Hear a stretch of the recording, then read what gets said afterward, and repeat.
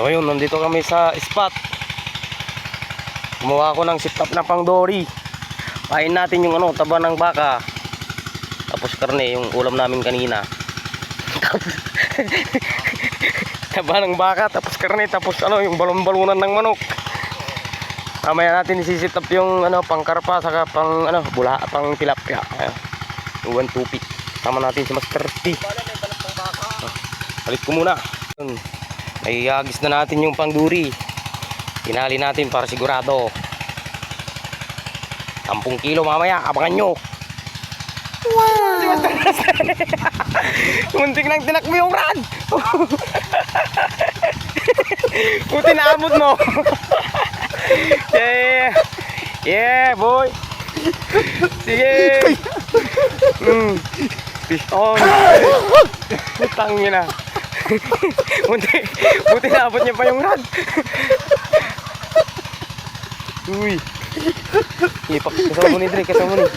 Kasama mo ni. Big size.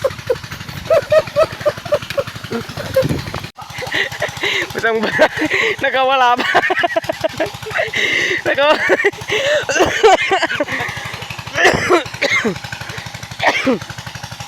Naligo na si Master Rusty. Sayang, nandyan na lang wala pa. Apakan ko pa itong isang rad. Sa kilo masulok laman. 1 kilo mahigit. Ito yung pang dory natin. Tapos pang karpa. Bobman irasirin. Kasama mo ni dapat man.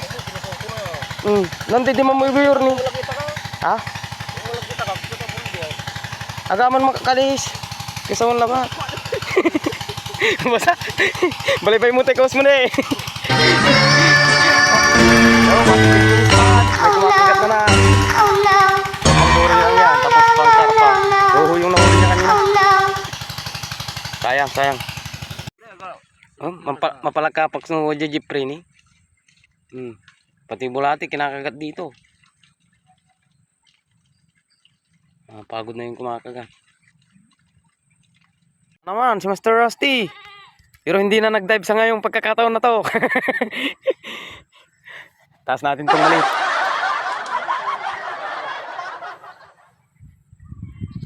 Ayun na yun. Hindi tumutunog yung walog lang. Dre, kasama mo ni. Steady mo nila ba ditan? Di mana yung Dre ni? Aman ni. Asim garo di mat. Yun, may huli na. Ditan. Oh, ni mo maksel ani man gaano mo lag. Okay, kilo. Baba ko muna tong silpo. Dre, alon untan. Ipa duk mo, saglit lang, patayin ko lang. Ay, yun na, oo. Halos 1 kilo na rin. Sa pagkakatong to, hindi na siya nakawala.